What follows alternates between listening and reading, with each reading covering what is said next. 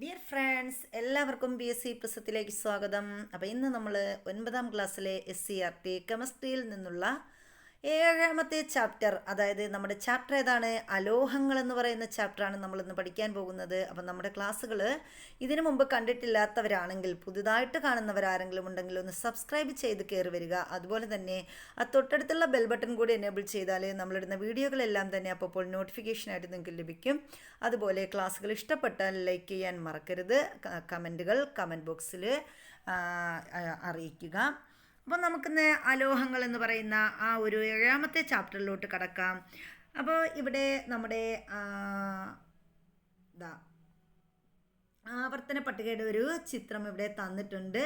അപ്പോൾ ഇവിടെ പറഞ്ഞിരിക്കുന്ന വേറൊന്നുമല്ല, പീരിയോഡിക് ടേബിളിലെ മൂലകങ്ങളെ ലോഹങ്ങൾ, അലോഹങ്ങൾ, ഉപലോഹങ്ങൾ എന്നിങ്ങനെ തരംതിരിച്ചിരിക്കുന്നതായി നിങ്ങൾക്കറിയാം.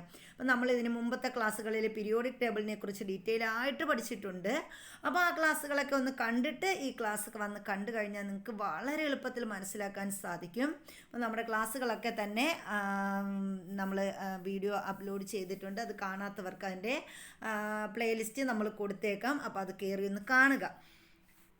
അപ്പോൾ ഇവിടെ നമ്മൾ ചെയ്യാനുള്ളത് എന്താണ്? പീരിയോഡിക് ടേബിളിലെ മൂലകങ്ങളെ ലോഹങ്ങൾ, അലോഹങ്ങൾ, ഉപലോഹങ്ങൾ എന്നിങ്ങനെ തരംതിരിച്ചിട്ടുണ്ട്. അപ്പോൾ ഈ ഒരു ടേബിൾ പരിശോധിച്ച് ലോഹങ്ങൾ ഏതാണ്, അലോഹങ്ങൾ ഏതാണ്, ഉപലോഹങ്ങൾ ഏതാണ്, ഇവയ്ക്ക് ഏതാനും ഉദാഹരണങ്ങൾ കണ്ടെത്തി ഈ പട്ടിക ഒന്ന് പൂർത്തിയാക്കാൻ വേണ്ടിയിട്ടാണ് നമ്മളോട് പറഞ്ഞിരിക്കുന്നത്. അപ്പോൾ നമുക്കൊന്ന് നോക്കാം. അപ്പോൾ ഇവിടെ എന്തൊക്കെയാണ് ലോഹങ്ങൾ? ഏതൊക്കെയാണ് പീരിയോഡിക് ടേബിളിലെ ലോഹങ്ങൾ? ഏതൊക്കെയാണ്? നമ്മൾ കുറച്ചധികം ലോഹങ്ങളെ നമ്മൾ പഠിച്ചിട്ടുണ്ട്. അപ്പോൾ ഏതൊക്കെയാ പീരിയോഡിക് ടേബിളിലെ പ്രധാനപ്പെട്ട ലോഹങ്ങൾ ഏതൊക്കെയാണെന്ന് നമുക്ക് നോക്കാം. സോഡിയം ഒരു ലോഹമാണ്, പൊട്ടാസ്യം ഒരു ലോഹമാണ്, മഗ്നീഷ്യം ഒരു ലോഹ്യമല്ല കേട്ടോ, ലോഹമാണ്. അതുപോലെ കാൽസ്യം ഒരു ലോഹമാണ്. പിന്നെ നമ്മുടെ അലൂമിനിയം എന്ന് പറയുന്നത് ലോഹമാണ്. പിന്നീട് ഉള്ള അയൺ നമ്മുടെ അയൺ എന്ന് പറയുന്നത് എന്താണ്? ലോഹമാണ്. പിന്നെ നമുക്ക് കാണാൻ കഴിയും ആരാണ്? നമ്മുടെ കോപ്പർ. എവിടെയാ? കോപ്പർ ഒരു ലോഹമാണ്. അതുപോലെ സിൽവർ, ഗോൾഡ്, ഇതൊക്കെ എന്തിൽ വരുന്നതാണ്? ലോഹങ്ങൾക്ക് ഉദാഹരണമാണ്. അപ്പോൾ ലോഹങ്ങൾ ഏതൊക്കെയാണെന്ന് നമ്മൾ കണ്ടെത്തി കഴിഞ്ഞു. അപ്പോൾ ആ കോളത്തിൽ എന്ത് പൂർത്തിയാക്കുക? ലോഹങ്ങൾ ഏതൊക്കെയെന്ന് പൂർത്തിയാക്കുക. അപ്പോൾ നമുക്ക് എഴുതിക്കൂടെ? കോളത്തിൽ നമുക്ക് പറയാം സോഡിയം, പൊട്ടാസ്യം, പിന്നെ അലൂമിനിയം, മഗ്നീഷ്യം, കാൽസ്യം, പിന്നെ ഏതാ നമ്മൾ പറഞ്ഞത്? നമ്മുടെ അയൺ. ഇതൊക്കെ എന്തിൽ വരുന്നതാണ്? പിന്നെ പറഞ്ഞു കോപ്പർ, അതുപോലെ സിൽവർ, പിന്നെന്താണ്? നമ്മുടെ സിൽവർ പറഞ്ഞു, അതുപോലെ സിൽവർ പറഞ്ഞു, ഓറം പറഞ്ഞു അല്ലേ, അതായത് സ്വർണം. ഇതൊക്കെ എന്താണ്? പ്രധാനപ്പെട്ട ലോഹങ്ങളാണ്, ലോഹങ്ങൾക്ക് ഉദാഹരണമാണ്. ഇനി നമ്മൾ അടുത്ത അലോഹങ്ങൾ ഏതൊക്കെയാണെന്ന് കണ്ടെത്തണം. അലോഹങ്ങൾ ഏതൊക്കെയാ? അലോഹങ്ങൾക്ക് ഉദാഹരണം ചോദിച്ചാൽ നമുക്ക് പെട്ടെന്ന് പറയിട്ട് ഈ ഒരു നമ്മുടെ ചാപ്റ്ററിൻ്റെ പേരെന്താണ്? അലോഹങ്ങൾ എന്നാണ് അല്ലേ. അപ്പോൾ ഇതിൽ തന്നെ വളരെ വലുതായിട്ട് നമുക്ക് അലോഹങ്ങൾ ഏതൊക്കെയാണെന്ന് കൊടുത്തിട്ടുണ്ട്. ഹൈഡ്രജൻ ഒരു അലോഹമാണ്, അതുപോലെ കാർബൺ ഒരു അലോഹമാണ്, നൈട്രജൻ അലോഹമാണ്, ഓക്സിജൻ അലോഹമാണ്, ക്ലോറിൻ അലോഹമാണ്. അപ്പോൾ ഇതൊക്കെ എന്തിനുദാഹരണമാണ്? അലോഹങ്ങൾക്ക് ഉദാഹരണമാണ്. അപ്പോൾ അതൊക്കെ നമുക്ക് ആ കോളത്തിൽ എഴുതാം. ഇനി ഉപലോഹങ്ങൾ ഏതൊക്കെയാണ്? ഉപലോഹങ്ങൾ നമുക്ക് പറയാൻ പറ്റും. നമ്മുടെ ബോറോൺ എന്ന് പറയുന്നത് എന്താണ്? ഉപലോഹമാണ്. ബോറോൺ ഏതാണ്? ബോറോൺ ഉപലോഹമാണ്, ഉപലോഹത്തിന് ഉദാഹരണമാണ് ബോറോൺ. അതുപോലെ സിലിക്കൺ, പിന്നെ ഏതാണ്? ജർമേനിയം, പിന്നെ ആഴ്സനിക്, ആൻറ്റിമണി, ഇതൊക്കെ എന്താണ്? ഉപലോഹങ്ങൾക്ക് ഉദാഹരണമാണ്. അപ്പോൾ ഏതൊക്കെ നമുക്ക് എഴുതാമല്ലോ. ഏതൊക്കെയാണ് നമ്മൾ പറഞ്ഞത്? സിലിക്കൺ പറഞ്ഞു, സിലിക്കൺ, പിന്നെ ഏതാണ്? ജർമേനിയം,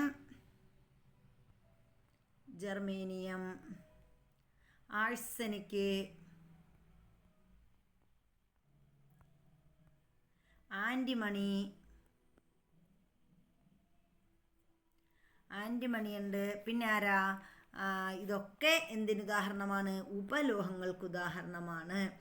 ഇനി നോക്കിയേ, hydrogen, carbon, oxygen, nitrogen, chlorine എന്നിവ പ്രധാനപ്പെട്ട ചില അലോഹങ്ങളാണ്. അപ്പം നമ്മൾ നേരത്തെ പറഞ്ഞല്ലോ ഏതാണ് ചില പ്രധാനപ്പെട്ട അലോഹങ്ങളാണ് നമ്മൾ ഈ പറഞ്ഞത്. ഹൈഡ്രജൻ, കാർബൺ, ഓക്സിജൻ, നൈട്രജൻ മുതലായവ, പിന്നെ ക്ലോറിൻ ഒക്കെ ഉണ്ട്. ഇവ ഉൾപ്പെടുന്ന മൂലക കുടുംബങ്ങളെക്കുറിച്ച് മുൻ അധ്യായങ്ങളിൽ മനസ്സിലാക്കിയിട്ടുണ്ട് നമ്മൾ. അപ്പോൾ അതുകൊണ്ടാണ് നമ്മൾ പറഞ്ഞത് ഇതൊക്കെ ഒരു ഓർഡറിൽ പഠിച്ചു വന്നാൽ നമുക്ക് നന്നായിട്ട് മനസ്സിലാക്കാൻ സാധിക്കും. ഇവിടെ നിർമ്മാണ രീതികളും ചില രാസഭൗതിക ഗുണങ്ങളും നമുക്ക് പരിശോധിക്കാം. അപ്പോൾ നമുക്ക് എങ്ങനെയാണ് ഹൈഡ്രജൻ്റെ നിർമ്മാണ രീതി, അപ്പോൾ അതിൻ്റെ രാസഭൗതിക ഗുണങ്ങൾ എന്തൊക്കെ, അതൊക്കെയാണ് നമ്മൾ ഈ ചാപ്റ്ററിലൂടെ പഠിക്കാൻ പോകുന്നത്. അപ്പം നമുക്ക് നോക്കാം. ഹൈഡ്രജൻ പ്രപഞ്ചത്തിൽ ഏറ്റവും കൂടുതൽ കാണപ്പെടുന്ന ഒരു മൂലകമാണ് ഹൈഡ്രജൻ, അല്ലേ? പ്രപഞ്ചത്തിൽ ഏറ്റവും കൂടുതലുള്ള മൂലകം ഏത് എന്ന് നമ്മളോട് ചോദിച്ചാൽ നമുക്ക് പറയാം എന്താണ്? ഹൈഡ്രജൻ ആണെന്ന് പറയാം. അതുപോലെ അന്തരീക്ഷത്തിൽ ഏറ്റവും കൂടുതലുള്ള വാതകം ഏതാണ്? അത് നൈട്രജൻ ആണ്. ഇനി നമ്മുടെ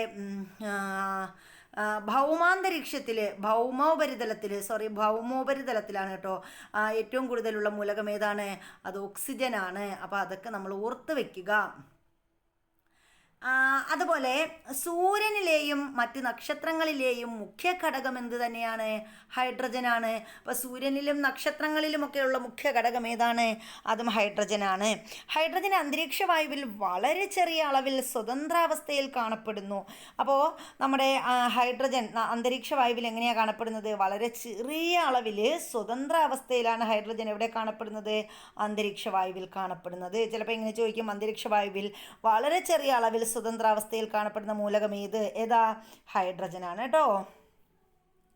നൽകിയിരിക്കുന്ന പട്ടിക പൂർത്തിയാക്കി ഹൈഡ്രജനെ കുറിച്ചൊരു ലഘുക്കുറിപ്പ് തയ്യാറാക്കുക. ഇതിനു മുമ്പ് നമ്മൾ ഹൈഡ്രജനെ കുറിച്ച് നല്ലതുപോലെ നമ്മൾ പഠിച്ചിട്ടുണ്ട്. അപ്പോൾ എന്തൊക്കെയാണ് ഹൈഡ്രജൻ്റെ അറ്റോമിക നമ്പർ എത്രയാണ്? 1 ആണല്ലേ.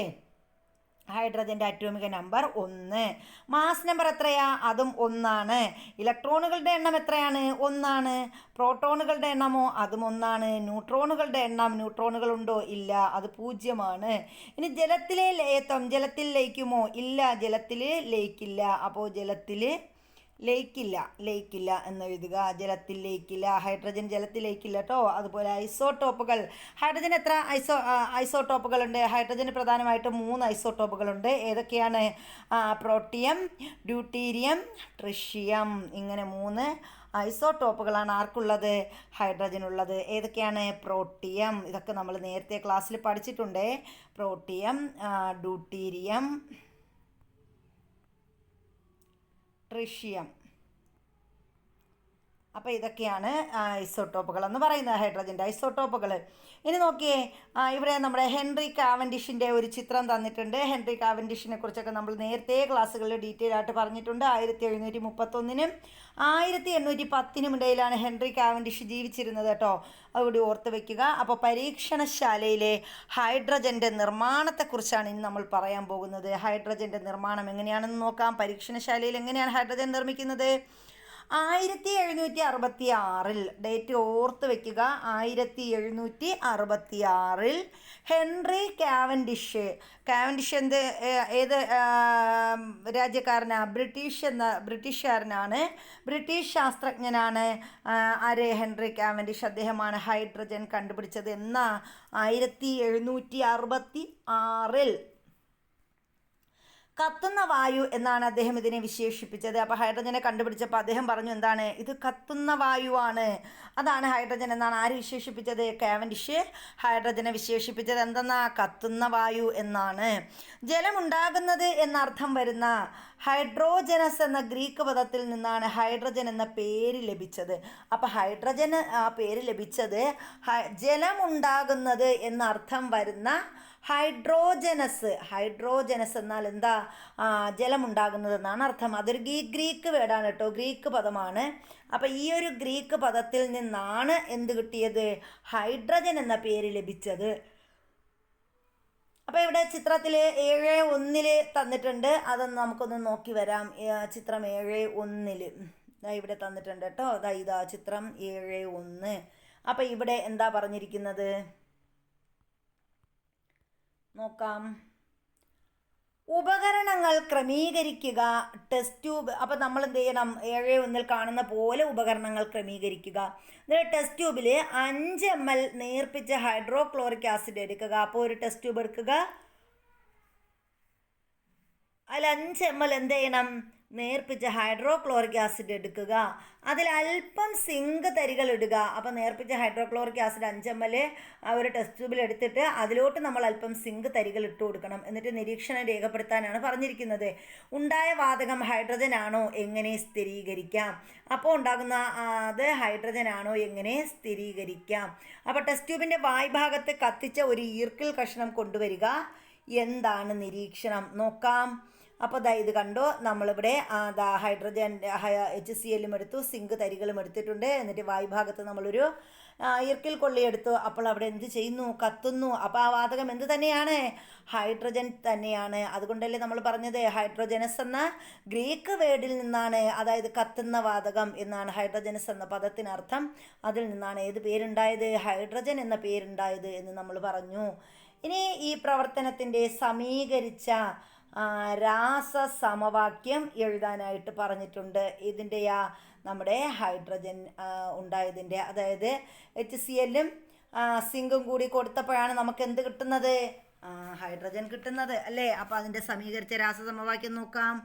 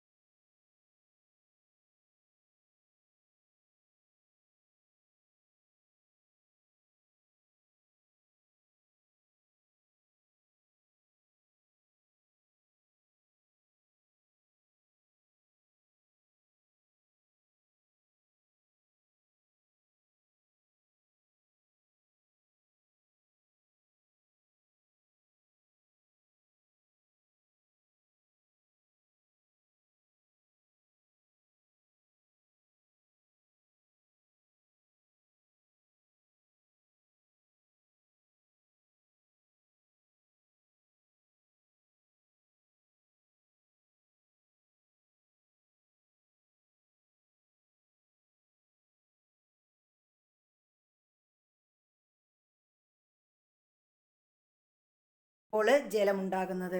ഇനി നോക്കിയേ, രണ്ടാമത് തന്നിട്ടുണ്ട്. സൂര്യപ്രകാശത്തിൻ്റെ സാന്നിധ്യത്തിൽ ഹൈഡ്രജൻ ക്ലോറിനുമായി സംയോജിച്ച് ഹൈഡ്രജൻ ക്ലോറൈഡ് ഉണ്ടാകുന്നു. അപ്പം എങ്ങനെയാണ്?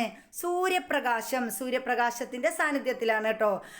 അവിടെയും താപമുണ്ടെന്ന് ഓർത്ത് വയ്ക്കുക.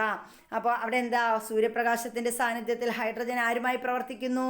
ക്ലോറിനുമായിട്ട് സംയോജിച്ച് ഹൈഡ്രജൻ ക്ലോറൈഡ് ഉണ്ടാകുന്നു. അപ്പം അത് രണ്ടും ഓർത്ത് വയ്ക്കുക. മുകളിൽ കൊടുത്തിരിക്കുന്ന രാസപ്രവർത്തനങ്ങൾ ഏത് വിഭാഗത്തിൽപ്പെടുന്നു? അപ്പം ഈ തന്നിരിക്കുന്ന രാസപ്രവർത്തനങ്ങളൊക്കെ ഏത് വിഭാഗത്തിൽപ്പെടുന്നു എന്നാണ് ചോദിച്ചിരിക്കുന്നത്. അപ്പോൾ ഈ പറഞ്ഞ രാസപ്രവർത്തനങ്ങൾ ഏത് വിഭാഗത്തിൽപ്പെടുന്നത്? സംയോജന രാസപ്രവർത്തനമാണോ, ആദേശ രാസപ്രവർത്തനമാണോ, അതോ വിഘടന രാസപ്രവർത്തനമാണോ? ഏതാണെന്ന് നിങ്ങൾ എന്ത് ചെയ്യുക? കണ്ടെത്തുക. സംയോജന രാസപ്രവർത്തനമാണെങ്കിൽ അതേ എന്ന് പറയുക, ആദേശ രാസപ്രവർത്തനമാണെങ്കിൽ അങ്ങനെ പറയുക. ഇത് നിങ്ങൾ ചെയ്യാനുള്ളത് ഒന്ന് കമൻറ്റ് ചെയ്യണം കേട്ടോ. വിഘടന രാസപ്രവർത്തനമാണോ? അപ്പം നമ്മൾ എന്തൊക്കെയാണ് സംയോജന രാസപ്രവർത്തനം എന്ന് പഠിച്ചിട്ടുണ്ട്, എന്താണ് ആദേശ രാസപ്രവർത്തനം എന്ന് പഠിച്ചിട്ടുണ്ട്, എന്താണ് വിഘടന രാസപ്രവർത്തനം എന്ന് നമ്മൾ പഠിച്ചിട്ടുണ്ട്. അപ്പോൾ അതൊക്കെ പഠിച്ച കുട്ടിക്ക്, നല്ലപോലെ പഠിച്ചൊരു കുട്ടിക്ക് ഈ പറഞ്ഞ ഇത് ഏത് വിഭാഗത്തിൽ വരുന്നതാണ് എന്ന് നമുക്ക് പെട്ടെന്ന് മനസ്സിലാക്കാൻ സാധിക്കും. അപ്പോൾ ഇത് മനസ്സിലായവരെന്ത് ചെയ്യുക? ഒന്ന് കമൻറ്റ് ബോക്സിൽ കമൻ്റ് ഇടുക. അപ്പോൾ ഈ ഒരു വീഡിയോയിൽ നിങ്ങൾക്കായിട്ടുള്ള ഒരു ക്വസ്റ്റ്യനാണ്. ഇതുവരെ നമ്മളിങ്ങനെ ക്വസ്റ്റ്യൻസ് ഒന്നും തന്നിട്ടില്ല അല്ലേ? അപ്പോൾ ഇനി നമുക്ക് ഇതുപോലുള്ള ക്വസ്റ്റ്യൻസൊക്കെ ഒന്ന് തരാം. അടുത്ത് നമ്മൾ പറയുന്നത് ഹൈഡ്രജൻ്റെ ഉപയോഗങ്ങളെക്കുറിച്ചാണ്. എന്തൊക്കെയാണ് ഹൈഡ്രജൻ്റെ ഉപയോഗങ്ങളെന്ന് നോക്കാം. അമോണിയ, മെഥനോൾ എന്നിവയുടെ വ്യാവസായിക ഉൽപ്പാദനത്തിനായിട്ട് ഹൈഡ്രജൻ ഉപയോഗിക്കുന്നുണ്ട്. അപ്പോൾ ആരുടെയൊക്കെയാണ്? അമോണിയ, മെഥനോൾ എന്നിവയുടെ വ്യാവസായിക ഉൽപ്പാദനത്തിനായിട്ട് എന്തുപയോഗിക്കുന്നു? ഹൈഡ്രജൻ ഉപയോഗിക്കുന്നു. ഇനി ഇന്ധനമായിട്ട് ഉപയോഗിക്കാറുണ്ട്. ഹൈഡ്രജൻ എന്തായിട്ട് ഉപയോഗിക്കുന്നുണ്ട്? ഇന്ധനമായി ഉപയോഗിക്കുന്നു. പിന്നെന്താണ്? അടുത്ത് വനസ്പതി പോലെയുള്ള പൂരിത എണ്ണകൾ നിർമ്മിക്കുന്നതിന് ഹൈഡ്രജൻ ഉപയോഗിക്കുന്നു. ഇപ്പോൾ വനസ്പതി പോലെയുള്ള എണ്ണ ഉണ്ടല്ലോ, ഇതുപോലുള്ള നെയ്യോ എണ്ണ ഇതൊക്കെ ഉണ്ടാക്കുന്നതിന് പൂരിത എണ്ണകൾ നിർമ്മിക്കുന്നതിന് എന്തുപയോഗിക്കുന്നു? ഹൈഡ്രജനെ ഉപയോഗിക്കുന്നുണ്ട്. ലോഹ ഓക്സൈഡിൽ നിന്ന് ലോഹത്തെ വേർതിരിക്കാൻ ഹൈഡ്രജൻ നിരോക്സീകാരിയായി ഉപയോഗിക്കുന്നു. അപ്പം നമ്മൾ ഈ ലോഹ ഓക്സൈഡ് ഉണ്ടല്ലോ, ലോഹ ഓക്സൈഡിൽ നിന്ന് ആരെ വേർതിരിക്കാനാ? ലോഹത്തെ വേർതിരിക്കാൻ ഹൈഡ്രജൻ നിരോക്സീകാരിയായിട്ട് ഉപയോഗിക്കുന്നു. അപ്പോൾ ഒരു നിരോക്സീകാരിയായിട്ടും ആരെ ഉപയോഗിക്കാറുണ്ട്? ഹൈഡ്രജനെ ഉപയോഗിക്കാറുണ്ട്. അപ്പോൾ എന്തൊക്കെയാണ് ഹൈഡ്രജൻ്റെ ഉപയോഗം എന്ന് നമ്മൾ പറഞ്ഞു. അമോണിയ, മെഥനോൾ എന്നിവയുടെ വ്യാവസായിക ഉൽപ്പാദനത്തിനായിട്ട് ഉപയോഗിക്കും, ഇന്ധനമായി ഉപയോഗിക്കുന്നു, വനസ്പതി നിർമ്മാണത്തിന് ഉപയോഗിക്കുന്നു, ലോഹ ഓക്സൈഡിൽ നിന്ന് ലോഹത്തെ വേർതിരിക്കാൻ ഹൈഡ്രജൻ ഒരു നിരോക്സീകാരിയായിട്ട് ഉപയോഗിക്കുന്നു. ഇതൊക്കെ ഹൈഡ്രജൻ്റെ ഉപയോഗങ്ങളാണ്. ഇനി ഹൈഡ്രജൻ ഒരു ഇന്ധനമാണ് അല്ലേ? ഹൈഡ്രജൻ എങ്ങനെയാണ് ഇന്ധനമാവുന്നതെന്ന് നോക്കാം. ഒരു ഇന്ധനത്തിൻ്റെ യൂണിറ്റ് മാസ് പൂർണ്ണമായി ജ്വലിക്കുമ്പോൾ സ്വതന്ത്രമാകുന്ന താപോർജ്ജമാണ് ആ ഇന്ധനത്തിൻ്റെ കലോറിക മൂല്യം എന്ന് പറയുന്നത്. അപ്പോൾ കലോറിക മൂല്യം എന്ന് പറഞ്ഞാൽ എന്താണ്? ഒരു ഇന്ധനത്തിൻ്റെ യൂണിറ്റ് മാസ് പൂർണ്ണമായി ജ്വലിക്കുമ്പോൾ സ്വതന്ത്രമാകുന്ന താപോർജ്ജം. ആ താപോർജ്ജമാണ് എന്തെന്ന് പറയുന്നത്? ആ ഇന്ധനത്തിൻ്റെ കലോറിക മൂല്യം എന്ന് പറയുന്നത്. ചില ഇന്ധനങ്ങളും അവയുടെ കലോറിക മൂല്യവും ഉപയോഗിച്ചുള്ള ഗ്രാഫാണ് താഴെ തന്നിരിക്കുന്നത്. അപ്പം നമുക്കൊന്ന് നോക്കാം. അപ്പോൾ ഇവിടെ കുറച്ച് ഇന്ധനങ്ങൾ തന്നിട്ടുണ്ട്. അവയുടെ കലോറിക മൂല്യം, അതിൻ്റെ ജ്വലനം മൂലമുണ്ടാകുന്ന ഊർജം, അതുപോലെ അതിലെ ഹൈഡ്രജൻ, മീഥെയ്ൻ, അതുപോലെ ഏതാണ് നമ്മുടെ പെട്രോള്, കൽക്കരി, എഥനോള്, മെഥനോള്, കാർബോഹൈഡ്രേറ്റുകൾ, കാർബൺ മോണോക്സൈഡ്, ഇവയൊക്കെ എന്താണ്? ഇവയുടെയൊക്കെ കാലോറിക മൂല്യം എങ്ങനെയാണെന്നാണ് ഇവിടെ തന്നിരിക്കുന്നത്. അപ്പോൾ ഈ ഇന്ധനങ്ങളും അവയുടെ കലോറിക മൂല്യവും ഉപയോഗിച്ചുള്ള ഗ്രാഫാണ്. ഈ ഗ്രാഫ് നോക്കുമ്പോൾ തന്നെ നമുക്ക് മനസ്സിലാക്കാം എന്താണ് ഏറ്റവും കലോറിക മൂല്യം കൂടിയ ഇന്ധനം ഏതാണ്. ഈ കാണിച്ചിരിക്കുന്നതിൽ കലോറിക മൂല്യം ഏറ്റവും കൂടിയ ഇന്ധനം ഏതാണ്? അത് നമ്മുടെ ഹൈഡ്രജനാണ്. കണ്ടോ, 143 ഹൈഡ്രജൻ്റെ കലോറിക മൂല്യം എന്ന് പറയുന്നത്. ഇനി രണ്ടാമത് പറഞ്ഞിരിക്കുന്നത് ആരാ? മെഥനോളാണ്. ഹൈഡ്രജൻ കഴിഞ്ഞ അടുത്ത് മെഥനോൾ 56, പെട്രോള് 48, പിന്നെ വരുന്നത് കൽക്കരിയാണ് 33, പിന്നെ എഥനോൾ 30, അതുപോലെ മെഥനോൾ 23, പിന്നെ ആരാ? കാർബോഹൈഡ്രേറ്റുകൾ 16, അതുപോലെ കാർബൺ മോണോക്സൈഡ് അത് എത്രയാ? 10. അപ്പോൾ കലോറിക മൂല്യം ഏറ്റവും കൂടുതൽ ആർക്കാണ്? ഹൈഡ്രജനാണ്. കലോറിക മൂല്യം ഏറ്റവും കുറവ് ആർക്കാണ് എന്ന് ചോദിച്ചാൽ നമുക്കെന്ത് പറയാം? അത് കാർബൺ മോണോക്സൈഡിനാണ് എന്ന് പറയാം. അപ്പോൾ ഈ ഒരു ഗ്രാഫ് നോക്കി നമുക്ക് ഈസി ആയിട്ട് കണ്ടുപിടിക്കാം. അപ്പം നോക്കിയാൽ ഇവിടെ കുറച്ച് ക്വസ്റ്റ്യൻ തന്നിട്ടുണ്ട്. കലോറിക മൂല്യം ഏറ്റവും കുറഞ്ഞ ഇന്ധനം ഏതാ? നമുക്ക് എഴുതിക്കൂടെ? Carbon monoxide. Carbon monoxide.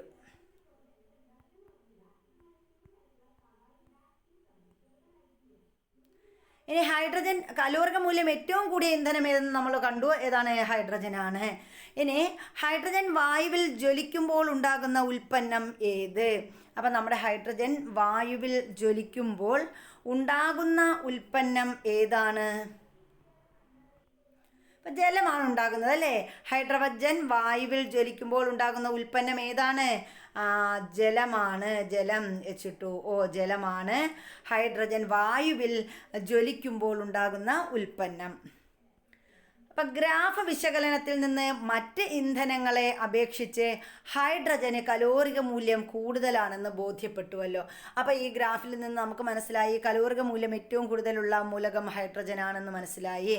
Hydrogen ഒരു ഇന്ധനമായി ഉപയോഗിക്കുന്നത് കൊണ്ടുള്ള മേന്മകൾ എന്തെല്ലാം? അപ്പോൾ എന്താണ് ഹൈഡ്രജൻ ഒരു ഇന്ധനമായി ഉപയോഗിച്ചാൽ അവിടുത്തെ മേന്മകൾ എന്തൊക്കെയാണെന്ന് നമുക്ക് നോക്കാം. ഹൈഡ്രജൻ വായുവിൽ ജ്വലിക്കുന്നതിൻ്റെ ഫലമായി ജലം മാത്രം ഉണ്ടാകുന്നതിനാൽ മലിനീകരണ സാധ്യത വളരെ കുറവാണ്. അപ്പോൾ ജലം മാത്രമേ, ഹൈഡ്രജൻ വായുവിൽ ജ്വലിക്കുന്നതിൻ്റെ ഫലമായിട്ട് എന്ത് മാത്രമേ ഉണ്ടാകത്തുള്ളൂ? ജലം മാത്രം ഉണ്ടാകുന്നു. അതുകൊണ്ട് തന്നെ എന്തില്ല? മലിനീകരണ സാധ്യത വളരെ കുറവാണ്. ഉയർന്ന കലോറിക മൂല്യം. അപ്പോൾ കലോറിക മൂല്യം എങ്ങനെയാണ്? ഹൈഡ്രജന് കലോറിക മൂല്യം വളരെ കുറവാണ്. ഈ മേന്മകൾ ഉണ്ടായിട്ടും ഹൈഡ്രജൻ ഗാർഹിക ഇന്ധനമായി ഉപയോഗിക്കുന്നില്ല. അതിനെന്താ കാര്യം? ചില പരിമിതികളാണ് ഇതിന് കാരണം. ആ പരിമിതികളെക്കുറിച്ചാണ് അടുത്ത് നമ്മൾ പറയാൻ പോകുന്നത്. അപ്പോൾ നമ്മൾ പറഞ്ഞു ഹൈഡ്രജൻ എന്താണ്, ഒരുപാട് മേന്മകളൊക്കെ ഉണ്ട്. എന്താ? ഹൈഡ്രജൻ വായുവിൽ ജ്വലിക്കുന്നതിൻ്റെ ഫലമായിട്ട് അവിടെ മലിനീകരണമൊന്നും ഉണ്ടാകുന്നില്ല. ജലം മാത്രം ഉണ്ടായാൽ മലിനീകരണം ഉണ്ടാവില്ലല്ലോ. അതുപോലെ ഉയർന്ന കലോറിക മൂല്യമുണ്ട്. പക്ഷേ ഇങ്ങനെയൊക്കെ ആണെങ്കിലും ഹൈഡ്രജൻ എന്തായിട്ട് ഉപയോഗിക്കുന്നില്ല? ഒരു ഗാർഹിക ഇന്ധനമായി ഹൈഡ്രജനെ ഉപയോഗിക്കുന്നില്ല. അതിന് കാരണം എന്താ? ചില പരിമിതികൾ ഉള്ളതാണ് അതിന് കാരണം. ഇനി ഹൈഡ്രജൻ്റെ ആ പരിമിതികൾ എന്തൊക്കെയാണ് എന്നാണ് നമ്മൾ നോക്കാൻ പോകുന്നത്. ഒന്നാമത്തെ പരിമിതി, ഹൈഡ്രജൻ സ്ഫോടനത്തോടെ കത്തുന്ന വാതകമാണ്. അപ്പോൾ ഹൈഡ്രജനെ പാചകത്തിനും ഇന്ധനത്തിനും ഒക്കെ വേണ്ടിയിട്ട് നമ്മൾ ഗാർഹിക ഇന്ധനമായിട്ടൊക്കെ ഉപയോഗിച്ച് എന്ത് ചെയ്യും? സ്ഫോടനം ഉണ്ടാകുന്നത് പോലെ ടപ്പോന്ന് പോപ്പെന്ന ശബ്ദത്തോടു കൂടി എന്ത് ചെയ്യും? ഹൈഡ്രജൻ കത്തും. അപ്പോൾ ഹൈഡ്രജൻ സ്ഫോടനത്തോടെ കത്തുന്ന വാതകമാണ്. അതുകൊണ്ട് നമ്മൾ എന്ത് ചെയ്യത്തില്ല? ഹൈഡ്രജനെ ഗാർഹിക ഇന്ധനമായി ഉപയോഗിക്കുന്നില്ല. സംഭരിച്ച് വയ്ക്കുന്നതിനും വിതരണം ചെയ്യുന്നതിനും പ്രയാസമാണ്. അപ്പോൾ ഹൈഡ്രജനെ സംഭരിച്ച് വയ്ക്കുക, അത് വിതരണം ചെയ്യുക, ഇതൊക്കെ എന്താണ്? പ്രയാസമേറിയ കാര്യങ്ങളാണ്. അതുകൊണ്ട് എന്ത് ചെയ്യത്തില്ല? അതും അതിൻ്റെ പരിമിതിയാണ്.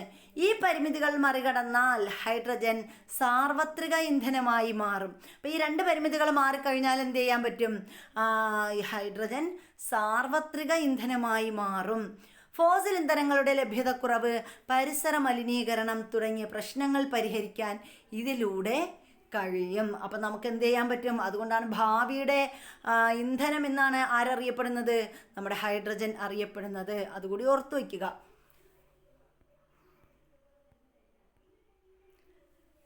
ഇനി നിങ്ങൾക്കറിയാവുന്ന ഹൈഡ്രജൻ സംയുക്തങ്ങൾ ഏതെല്ലാം എന്നാണ് ചോദിച്ചിരിക്കുന്നത്. ഏതൊക്കെ ഹൈഡ്രജൻ സംയുക്തങ്ങളെക്കുറിച്ചാണ് നിങ്ങൾക്ക് അറിയാവുന്നത്? താഴെ പറയുന്ന സന്ദർഭങ്ങളിൽ ഹൈഡ്രജൻ്റെ ഏത് സവിശേഷതയാണ് പ്രയോജനപ്പെടുത്തിയിരിക്കുന്നത്? അപ്പോൾ ഹൈഡ്രജൻ നിറച്ച ബലൂണുകൾ വായുവിൽ ഉയർന്നു പൊങ്ങുന്നു, ഇന്ധനമായി ഉപയോഗിക്കുന്നു. ഇന്ധനമായി ഹൈഡ്രജൻ ഉപയോഗിക്കുമ്പോഴുള്ള സാധ്യതയെക്കുറിച്ച് കുറിപ്പ് തയ്യാറാക്കാൻ ഇതൊക്കെ തന്നിട്ടുണ്ട്. അപ്പോൾ ഹൈഡ്രജൻ സംയുക്തങ്ങൾ ഏതൊക്കെയാണെന്ന് ചോദിച്ചിട്ടുണ്ട്. അപ്പോൾ H2O ഇതൊക്കെ എന്താണ്? ജലം ഒരു ഹൈഡ്രജൻ സംയുക്തമാണെന്ന് നമുക്കറിയാം. ഇനി താഴെ പറയുന്ന സന്ദർഭങ്ങളിൽ ഹൈഡ്രജൻ്റെ ഏത് സവിശേഷതയാണ് പ്രയോജനപ്പെടുത്തിയിരിക്കുന്നത്? ഹൈഡ്രജൻ ഇന്ധനമായി ഉപയോഗിക്കുന്നു. ഇനി ഹൈഡ്രജൻ നിറച്ച ബലൂണുകൾ വായുവിൽ ഉയർന്നു പൊങ്ങുന്നു. ഇന്ധനമായി ഹൈഡ്രജൻ ഉപയോഗിക്കുമ്പോഴുള്ള സാധ്യതയെക്കുറിച്ച് കുറിപ്പെഴുതുക. അപ്പോൾ ഇന്ധനമായിട്ട് നമുക്കറിയാം, ഇന്ധനമായിട്ട് ആരെ ഉപയോഗിക്കുന്നുണ്ട്? നമ്മുടെ ഹൈഡ്രജനെ ഉപയോഗിക്കാറുണ്ട്. ഇനി നോക്കിയേ, അടുത്ത് നമ്മൾ രണ്ടാമത്തെ ആളിലേക്ക് പോവുകയാണ്. അദ്ദേഹം ആരാണ്? കാർബൺ ആണ്. കാർബൺ. അടുത്ത് നമ്മൾ പറയുന്നത് കാർബണിനെ കുറിച്ചാണ്. നമുക്ക് ചുറ്റുമുള്ള മിക്കവാറും പദാർത്ഥങ്ങളിലും കാർബൺ അടങ്ങിയിരിക്കുന്നു. അപ്പോൾ നമുക്ക് ചുറ്റുമുള്ള മിക്കവാറും പദാർത്ഥങ്ങളിൽ എന്തുണ്ട്? കാർബൺ അടങ്ങിയിട്ടുണ്ട്. അനുദിനം പുതിയ കാർബൺ സംയുക്തങ്ങൾ കണ്ടുപിടിക്കുകയോ നിർമ്മിക്കപ്പെടുകയോ ചെയ്യുന്നുണ്ട്. അപ്പോൾ ഓരോ ദിവസങ്ങൾ ചെല്ലുന്തോറും എന്ത് ചെയ്യുന്നുണ്ട്? കാർബൺ സംയുക്തങ്ങൾ പുതിയത് കണ്ടുപിടിക്കുകയോ അല്ലെങ്കിൽ നിർമ്മിക്കപ്പെടുകയോ ചെയ്യുന്നുണ്ട്. പ്രകൃതിയിൽ സ്വതന്ത്രാവസ്ഥയിലും സംയുക്താവസ്ഥയിലും കാർബൺ കാണപ്പെടുന്നു. അപ്പോൾ കാർബൺ എങ്ങനെയാണ് പ്രകൃതിയിൽ കാണപ്പെടുന്നത്? സ്വതന്ത്രാവസ്ഥയിലുമുണ്ട്, സംയുക്താവസ്ഥയിലും ആര് കാണപ്പെടുന്നു? കാർബൺ കാണപ്പെടുന്നു. പീരിയോഡിക് ടേബിൾ പരിശോധിച്ച് കാർബണിൻ്റെ സ്ഥാനം, അറ്റോമിക നമ്പർ, ഇലക്ട്രോൺ വിന്യാസം എന്നിവ കണ്ടെത്തി സയൻസ് ഡയറിയിൽ രേഖപ്പെടുത്താൻ പറഞ്ഞിട്ടുണ്ട്. അപ്പോൾ നമ്മൾ പീരിയോഡിക് ടേബിൾ നോക്കുക. അതിൽ കാർബണിൻ്റെ സ്ഥാനം എവിടെയാണ്, കാർബണിൻ്റെ അറ്റോമിക നമ്പർ എത്രയാണ്, കാർബണിൻ്റെ ഇലക്ട്രോൺ വിന്യാസം എങ്ങനെയാണ്, ഇതൊക്കെ നമ്മൾ എഴുതാനായിട്ടാണ് പറഞ്ഞിട്ടുള്ളത്. അപ്പോൾ പീരിയോഡിക് ടേബിൾ പരിശോധിച്ച് കാർബണിൻ്റെ സ്ഥാനം കണ്ടെത്താൻ പറഞ്ഞിട്ടുണ്ട്. കാർബൺ ഏത് ഗ്രൂപ്പിലാണ് വരുന്നത്? 14-ാം ഗ്രൂപ്പ് മൂലകങ്ങളിൽ വരുന്നതാണ് കാർബൺ എന്ന് പറയുന്നത്. 14-ാം ഗ്രൂപ്പ് മൂലകങ്ങളിലാണ്, കാർബൺ ഫാമിലിയിലാണ് കാർബൺ വരുന്നത്, 14-ാം ഗ്രൂപ്പിൽ. ഇനി അറ്റോമിക നമ്പർ, കാർബണിൻ്റെ അറ്റോമിക നമ്പർ എത്രയാണ്? 6 കാർബണിൻ്റെ അറ്റോമിക നമ്പർ എന്ന് പറയുന്നത് 6. ഇനി ഇലക്ട്രോൺ വിന്യാസം നമുക്ക് എങ്ങനെ എഴുതാം? 2, 4. ഇതാണ് കാർബണിൻ്റെ ഇലക്ട്രോൺ വിന്യാസം എന്ന് പറയുന്നത്. അപ്പോൾ ഇതൊക്കെയാണ് നമുക്ക് ഇവിടെ സൂചിപ്പിക്കാൻ പറ്റുന്നത്. ഇനി നോക്കിയേ, കാർബണിൻ്റെ രൂപാന്തരങ്ങളെക്കുറിച്ചാണ് നമ്മൾ അടുത്ത് പറയാൻ പോകുന്നത്. കാർബണിൻ്റെ രൂപാന്തരങ്ങളിൽ ഏതൊക്കെ വരും? കരി, കൽക്കരി, വജ്രം എന്നിവ നിങ്ങൾക്ക് പരിചിതമായ വസ്തുക്കളാണല്ലോ. നമ്മളിതൊക്കെ കണ്ടിട്ടുള്ളതാണല്ലേ, കരി, കൽക്കരി, വജ്രം, ഇതൊക്കെ നമുക്കറിയാം. ഇവയെല്ലാം ഗുണങ്ങളിൽ വ്യത്യസ്തവുമാണ്. അപ്പോൾ ഇവയൊക്കെ ഗുണങ്ങളിൽ എങ്ങനെയാണ്? വ്യത്യസ്തമാണല്ലോ. എന്നാൽ കാർബൺ എന്ന മൂലകത്തിൻ്റെ വിവിധ രൂപങ്ങളാണിവ. അപ്പോൾ ഇവ കാണുമ്പോഴൊക്കെ നമുക്ക് വ്യത്യാസം തോന്നുമെങ്കിലും ഇവ എന്താണ്? കാർബൺ എന്ന മൂലകത്തിൻ്റെ രൂപാന്തരങ്ങളാണ്, വിവിധ രൂപങ്ങളാണ് കരിയും കൽക്കരിയും വജ്രവുമെല്ലാം. വ്യത്യസ്ത ഭൗതിക ഗുണങ്ങളോട് കൂടിയ ഒരു മൂലകത്തിൻ്റെ തന്നെ വിവിധ രൂപങ്ങളെയാണ് രൂപാന്തരങ്ങൾ എന്നും ഈ പ്രതിഭാസത്തെ രൂപാന്തരത്വം എന്നുമാണ് പറയുന്നത്. അപ്പോൾ എന്താണ് രൂപാന്തരം, എന്താണ് രൂപാന്തരത്വം? അപ്പോൾ രൂപാന്തരങ്ങൾ എന്ന് പറഞ്ഞാൽ എന്താണ്? വ്യത്യസ്ത ഭൗതിക ഗുണങ്ങളോട് കൂടിയ ഒരു മൂലകത്തിൻ്റെ വിവിധ രൂപങ്ങളെ, അതിനെയാണ് നമ്മൾ എന്തെന്ന് പറയുന്നത്? രൂപാന്തരങ്ങൾ എന്ന് പറയുന്നത്. അപ്പോൾ കാർബണിൻ്റെ രൂപാന്തരങ്ങൾ ഏതൊക്കെയാണ്? കൽക്കരിയും കരിയും വജ്രവും ഒക്കെയാണ്. ഇനി ഈ ഒരു പ്രതിഭാസത്തെ, ഈ ഒരു വസ്തുക്കളായിട്ട് മാറുന്ന ആ ഒരു പ്രതിഭാസത്തെയാണ് നമ്മൾ എന്തെന്ന് പറയുന്നത്? രൂപാന്തരത്വം എന്ന് പറയുന്നത്. കാർബണിൻ്റെ രൂപാന്തരങ്ങളെ ക്രിസ്റ്റലീയം, അമോർഫസ് എന്നിങ്ങനെ 2ആയി തരംതിരിച്ചിരിക്കുന്നു. അപ്പോൾ കാർബണിൻ്റെ രൂപാന്തരങ്ങളെ നമുക്ക് എത്രയായിട്ട് തരംതിരിക്കാം? 2ആയിട്ട് തരംതിരിക്കാം അല്ലേ? അതിലൊന്നാമത്തത് ക്രിസ്റ്റലീയം, രണ്ടാമത്തത് എന്താണ്? അമോർഫസ്. അപ്പോൾ അമോർഫസ്, ക്രിസ്റ്റലീയം എന്നിങ്ങനെ കാർബണിൻ്റെ രൂപാന്തരത്തെ നമ്മൾ എത്രയായിട്ട് തരംതിരിച്ചു? 2ആയി തരംതിരിച്ചു. കാർബണിൻ്റെ വിവിധ രൂപാന്തരങ്ങൾ താഴെ ഇവിടെ നൽകിയിട്ടുണ്ട്, അത് നമുക്കൊന്ന് നോക്കാം. കാർബണിൻ്റെ ക്രിസ്റ്റലീയ രൂപാന്തരങ്ങളുണ്ട്, അമോർഫസ് രൂപാന്തരങ്ങളുണ്ട്. അപ്പോൾ കാർബണിൻ്റെ ക്രിസ്റ്റലീയ രൂപാന്തരങ്ങളെ വീണ്ടും തരംതിരിച്ചിട്ടുണ്ട്. എന്തൊക്കെയായിട്ടാ? വജ്രം, ഗ്രാഫൈറ്റ്, ഫുള്ളറിൻ, ഗ്രഫീൻ എന്നിങ്ങനെ കാർബണിൻ്റെ ക്രിസ്റ്റലീയ രൂപാന്തരങ്ങളെ വീണ്ടും നമ്മൾ തിരിച്ചിട്ടുണ്ട്. അപ്പോൾ ക്രിസ്റ്റലീയ രൂപാന്തരങ്ങളിൽ ഉൾപ്പെടുന്നതാണ് ആരൊക്കെയാണ് വരുന്നത്? വജ്രമുണ്ട്, ഗ്രാഫൈറ്റ് ഉണ്ട്, ഫുള്ളറിനുണ്ട്, ഗ്രഫീനുണ്ട്. ഇതൊക്കെ എന്താണ്? കാർബണിൻ്റെ ക്രിസ്റ്റലീയ രൂപാന്തരങ്ങളാണ്. ഇനി അടുത്ത അമോർഫസ് രൂപാന്തരങ്ങളുണ്ട്. കാർബണിൻ്റെ അമോർഫസ് രൂപാന്തരങ്ങളിൽ വരുന്നത് ആരൊക്കെയാണ്? ചാർക്കോൾ, കോക്ക്, വിളക്കുകരി, കൽക്കരി എന്നിവയൊക്കെ അമോർഫസ് രൂപാന്തരങ്ങളിൽ വരുന്നതാണ്. അപ്പോൾ ഇതിങ്ങനെ തലതിരിച്ച് അങ്ങോട്ടും ഇങ്ങോട്ടും ഒക്കെ കൊടുത്തിട്ട് ഇതിൽ അമോർഫസ് രൂപാന്തരങ്ങളിൽ വരുന്നത് ഏത്? ചാർക്കോൾ കൊടുക്കും, എന്നിട്ട് ഗ്രഫീൻ, ഫുള്ളറിൻ, ഗ്രാഫൈറ്റ് ഇതൊക്കെ കൊടുക്കും. അപ്പോൾ നമ്മളത് എല്ലാം പഠിച്ചു വെക്കണം, എന്നാലേ അത് എഴുതാൻ പറ്റുള്ളൂ. അപ്പോൾ അമോർഫസ് രൂപാന്തരങ്ങളിൽ വരുന്നത് ആരൊക്കെയാണ്? ചാർക്കോളുണ്ട്, അതുപോലെ കോക്കുണ്ട്, വിളക്ക് കരിയുണ്ട്, കൽക്കരിയുണ്ട്. ഇതൊക്കെയാണ് അമോർഫസ് രൂപാന്തരങ്ങൾ. ക്രിസ്റ്റലീയ രൂപാന്തരങ്ങൾ നമ്മൾ പറഞ്ഞു, വജ്രം, ഗ്രാഫൈറ്റും ഫുള്ളറിനും ഗ്രഫീനും ഒക്കെയാണ് ക്രിസ്റ്റലീയ രൂപാന്തരങ്ങളിൽ വരുന്നത്. ഇനി നമ്മൾ ക്രിസ്റ്റലീയ രൂപാന്തരങ്ങളെക്കുറിച്ചാണ് പറയുന്നത്. എന്താണ്? ക്രിസ്റ്റലീയ രൂപാന്തരങ്ങൾക്ക് നിശ്ചിത ജാമിതീയ ആകൃതി ഉണ്ടായിരിക്കും. അപ്പോൾ ക്രിസ്റ്റലീയ രൂപാന്തരങ്ങളുടെ പ്രത്യേകത എന്താണ്? ക്രിസ്റ്റലീയ രൂപാന്തരങ്ങൾക്ക് നിശ്ചിത ജാമിതീയ ആകൃതി ഉണ്ടായിരിക്കും. ഇവയുടെ ക്രിസ്റ്റൽ ഘടനയിൽ കണങ്ങളെ ക്രമത്തിൽ അടുക്കിയിരിക്കുകയും ഇത് ത്രിമാന തലത്തിൽ ആവർത്തിക്കപ്പെടുകയും ചെയ്യുന്നു. അപ്പോൾ എന്താ ഇതിൻ്റെ പ്രത്യേകത? നമ്മൾ പറഞ്ഞു എന്ത്, ക്രിസ്റ്റലീയ രൂപാന്തരങ്ങൾക്ക് നിശ്ചിത ജാമിതീയ ആകൃതിയാണുള്ളത്. ഇനി ഇവയുടെ ക്രിസ്റ്റൽ ഘടനയിൽ കണങ്ങളെ ക്രമത്തിൽ അടുക്കിയിരിക്കും. ഇത് ത്രിമാന തലത്തിൽ ആവർത്തിക്കപ്പെടുകയും ചെയ്യുന്നു. അപ്പോൾ ഇതെങ്ങനെയാണ്? ത്രിമാന തലത്തിൽ ആവർത്തിക്കപ്പെടുകയും ചെയ്യും. കാർബണിൻ്റെ വിവിധ ക്രിസ്റ്റലീയ രൂപാന്തരങ്ങളെയാണ് ഇനി നമ്മൾ പരിചയപ്പെടാൻ പോകുന്നത്. അപ്പം നമുക്ക് നോക്കാം. ഒന്നാമത്തത് കാർബണിൻ്റെ ക്രിസ്റ്റലീയ രൂപാന്തരങ്ങളിൽ ഒന്നാമത്തേതാ? വജ്രം അല്ലെങ്കിൽ ഡയമണ്ട് ആണ്. എങ്ങനെയാണ് നമുക്ക് നോക്കാം. പ്രകൃതിയിൽ കാണപ്പെടുന്ന ഏറ്റവും കാഠിന്യം കൂടിയ പദാർത്ഥം ഏതാണെന്ന് ചോദിച്ചാൽ നമുക്ക് നിസ്സംശയം പറയാം ഏതാണ്? വജ്രമാണ്. അപ്പോൾ പ്രകൃതിയിൽ കാണപ്പെടുന്ന ഏറ്റവും കാഠിന്യം കൂടിയ പദാർത്ഥമാണ് വജ്രം. വജ്രത്തിൻ്റെ സവിശേഷതകൾക്ക് കാരണം എന്താണ്? അതിൻ്റെ ക്രിസ്റ്റൽ ഘടനയാണ്. അപ്പോൾ വജ്രത്തിൻ്റെ സവിശേഷതകൾക്ക് കാരണം അതിൻ്റെ ക്രിസ്റ്റൽ ഘടനയാണ്. ഇവിടെ ചിത്രം 7.4 കൊടുത്തിരിക്കുന്ന വജ്രത്തിൻ്റെ ക്രിസ്റ്റൽ ഘടന പരിശോധിക്കുക. അപ്പം നോക്കിയേ, വജ്രത്തിൻ്റെ ക്രിസ്റ്റൽ ഘടനയാണ് ഈ തന്നിരിക്കുന്നത്. ഇതാണ് വജ്രത്തിൻ്റെ ക്രിസ്റ്റൽ ഘടന എന്ന് പറയുന്നത്. വജ്രത്തിൽ ഓരോ കാർബൺ ആറ്റവും ചുറ്റുമുള്ള എത്ര കാർബൺ ആറ്റങ്ങളുമായി സഹസംയോജക ബന്ധത്തിൽ ഏർപ്പെടുന്നു. അപ്പം നോക്കിയേ, ഓരോ കാർബൺ ആറ്റവും, വജ്രത്തിലെ ഓരോ കാർബൺ ആറ്റവും എന്ത് ചെയ്യുന്നു? ഓരോ ചുറ്റുമുള്ള മറ്റ് കാർബൺ ആറ്റങ്ങളുമായിട്ട് എന്ത് ചെയ്തിരിക്കുന്നു? സഹസംയോജക ബന്ധത്തിൽ ഏർപ്പെടുന്നു. കാർബണിൻ്റെ സംയോജകത എത്രയാണെന്ന് നമ്മളോട് ചോദിച്ചിട്ടുണ്ട്. കാർബണിൻ്റെ സംയോജകത എത്രയാണ്? കാർബണിൻ്റെ സംയോജകത അതിൻ്റെ വാലൻസി എന്ന് പറയുന്ന 4 ആണല്ലേ. വജ്രത്തിൽ സ്വതന്ത്ര ഇലക്ട്രോണുകളുടെ സാന്നിധ്യമുണ്ടോ? അപ്പോൾ സ്വതന്ത്ര ഇലക്ട്രോണുകളുടെ സാന്നിധ്യമുണ്ടോ? ഉണ്ട്. വജ്രത്തിൽ ഓരോ കാർബൺ ആറ്റവും അതിന് ചുറ്റുമുള്ള 4 കാർബൺ ആറ്റങ്ങളുമായിട്ടാണ് സഹസംയോജക ബന്ധനത്തിൽ ഏർപ്പെട്ടിരിക്കുന്നത്. അപ്പോൾ വജ്രത്തിൽ എങ്ങനെയാണ് സഹസംയോജന ബന്ധം? ഒരു കാർബൺ ആറ്റം എന്ത് ചെയ്യുന്നു? അതിന് ചുറ്റുമുള്ള 4, ഇപ്പോൾ ഇത് ഒരെണ്ണമാണെങ്കിൽ അതിന് ചുറ്റുമുള്ള 4 കാർബൺ ആറ്റങ്ങളുമായിട്ട് എന്ത് ചെയ്തിരിക്കുന്നു? സഹസംയോജക ബന്ധനത്തിൽ ഏർപ്പെട്ടിരിക്കുകയാണ് ചെയ്യുന്നത്. ഈ ബന്ധനമാണ് വജ്രത്തിൻ്റെ കാഠിന്യത്തിന് കാരണം. അപ്പം ഇതുകൊണ്ടാണ് എന്തുള്ളത്? വജ്രത്തിന് കാഠിന്യമുള്ളത് എന്ന് നമുക്ക് പറയാം. ഈ ക്രിസ്റ്റൽ ഘടനയിൽ സ്വതന്ത്ര ഇലക്ട്രോണുകൾ ഇല്ലാത്തതിനാൽ വജ്രം വൈദ്യുതി കടത്തിവിടുന്നില്ല. അപ്പോൾ ഇവിടെ എന്താണ് പ്രത്യേകത?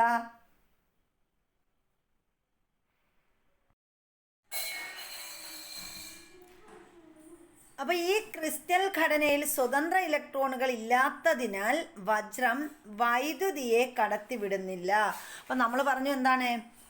നമ്മുടെ കാർബൺ, ഈ 4 കാർബൺ ആറ്റങ്ങളുണ്ടല്ലോ, വജ്രത്തിൽ ഓരോ കാർബൺ ആറ്റവും അതിന് ചുറ്റുമുള്ള 4 കാർബൺ ആറ്റങ്ങളുമായി സഹസംയോജക ബന്ധനത്തിൽ ഏർപ്പെട്ടിരിക്കുന്നു എന്ന് നമ്മൾ പറഞ്ഞു. അപ്പോൾ ഈ ബന്ധനമാണ് വജ്രത്തിൻ്റെ കാഠിന്യത്തിന് കാരണം. ഈ ക്രിസ്റ്റൽ ഘടനയിൽ സ്വതന്ത്ര ഇലക്ട്രോണുകൾ ഉണ്ടോ? ഇല്ല. സ്വതന്ത്ര ഇലക്ട്രോണുകൾ ഇല്ലാത്തതിനാൽ വജ്രം എന്ത് ചെയ്യുന്നില്ല? വജ്രം വൈദ്യുതിയെ കടത്തിവിടുന്നില്ല. അപ്പം നമ്മൾ നേരത്തെ നമ്മൾ സ്വതന്ത്ര ഇലക്ട്രോണുകൾ കാണപ്പെടുന്നു എന്ന് പറഞ്ഞു. അത് തെറ്റാണ് കേട്ടോ. അപ്പോൾ സ്വതന്ത്ര ഇലക്ട്രോണുകൾ എന്തില്ല? നമ്മുടെ ഈ ഒരു ഘടനയിൽ, ക്രിസ്റ്റൽ ഘടനയിൽ സ്വതന്ത്ര ഇലക്ട്രോണുകൾ കാണപ്പെടുന്നില്ല. അതുകൊണ്ട് എന്താണ്? വജ്രം വൈദ്യുതിയെ കടത്തിവിടുമോ? വജ്രം വൈദ്യുതിയെ കടത്തിവിടുന്നില്ല. ചിലപ്പോൾ ഇങ്ങനെയായിരിക്കും ക്വസ്റ്റ്യൻ വരുന്നത്, വജ്രം വൈദ്യുതിയെ കടത്തിവിടുന്നില്ല, അതിന് കാരണം എന്ത്? കാരണം എന്താണ്? വജ്രത്തിൻ്റെ ക്രിസ്റ്റൽ ഘടനയിൽ സ്വതന്ത്ര ഇലക്ട്രോണുകൾ ഇല്ലാത്തതിനാലാണ് വജ്രം എന്ത് ചെയ്യാത്തത്? വൈദ്യുതിയെ കടത്തിവിടാത്തത്. വജ്രത്തിൻ്റെ ഏതാനും സവിശേഷതകളാണ് ഇവിടെ താഴെ നൽകിയിരിക്കുന്നത്. അപ്പോൾ നമുക്ക് നോക്കാം എന്തൊക്കെയാണ് വജ്രത്തിൻ്റെ സവിശേഷതകൾ. ഒന്നാമത്തേത്, കാഠിന്യം വളരെ കൂടുതലാണ്. വജ്രത്തിന് കാഠിന്യം കൂടുതലാണ്. വൈദ്യുതിയെ കടത്തിവിടുന്നില്ല. വജ്രം വൈദ്യുതിയെ കടത്തിവിടുന്നുണ്ടോ? ഇല്ല. വജ്രം വൈദ്യുതിയെ കടത്തിവിടുന്നില്ല. കാഠിന്യം കൂടുതലാണ്, വജ്രം വൈദ്യുതിയെ കടത്തിവിടുന്നില്ല. ഉയർന്ന താപചാലകതയാണ്. അപ്പോൾ വജ്രത്തിൻ്റെ താപചാലകത കൂടുതലാണ്, ഉയർന്ന താപചാലകതയാണ് വജ്രത്തിനുള്ളത്. ഉയർന്ന അപവർത്തനാങ്കമാണ് വജ്രത്തിനുള്ളത്. അപ്പോൾ ഉയർന്ന താപനിലയുണ്ട്, ഉയർന്ന അപവർത്തനാങ്കമുണ്ട്. ഇതൊക്കെ ആരുടെ പ്രത്യേകതകളാണ്? വജ്രത്തിൻ്റെ പ്രത്യേകതകളാണ്. ആഭരണങ്ങൾ നിർമ്മിക്കാനും ഗ്ലാസ് മുറിക്കാനും വജ്രം ഉപയോഗിക്കുന്നതിൻ്റെ കാരണം ഇതിൻ്റെ സവിശേഷതകൾ പരിശോധിച്ച് കണ്ടെത്താൻ പറഞ്ഞിട്ടുണ്ട്. അപ്പോൾ ആഭരണങ്ങൾ നിർമ്മിക്കാനും ഗ്ലാസ് മുറിക്കാനും ഒക്കെ നമ്മൾ എന്ത് ചെയ്യുന്നുണ്ട്? വജ്രം ഉപയോഗിക്കുന്നു. അതൊക്കെ അതിന് കാരണം എന്താണ്? വജ്രത്തിൻ്റെ കാഠിന്യമുള്ളത് കൊണ്ടാണ് എന്ത് ചെയ്യുന്നത്? വജ്രം ആഭരണം മുറിക്കാനും ഗ്ലാസ് മുറിക്കാനും ഒക്കെ ഉപയോഗിക്കുന്നത്. ഇനി അടുത്ത് നമ്മൾ ഗ്രാഫൈറ്റിനെ കുറിച്ചാണ് പഠിക്കുന്നത്. അപ്പോൾ അത് നമ്മൾ അടുത്തൊരു ക്ലാസ്സിലായിരിക്കും പഠിക്കുന്നത്. അപ്പോൾ ഇതുവരെയുള്ള നമ്മുടെ ക്ലാസ്സുകൾ ഇഷ്ടപ്പെട്ടിട്ടുണ്ടെങ്കിൽ ലൈക്ക് ചെയ്യാനും ഷെയർ ചെയ്യാനും സബ്സ്ക്രൈബ് ചെയ്യാനും മറക്കരുത്. അപ്പോൾ എല്ലാവർക്കും വിജയാശംസ.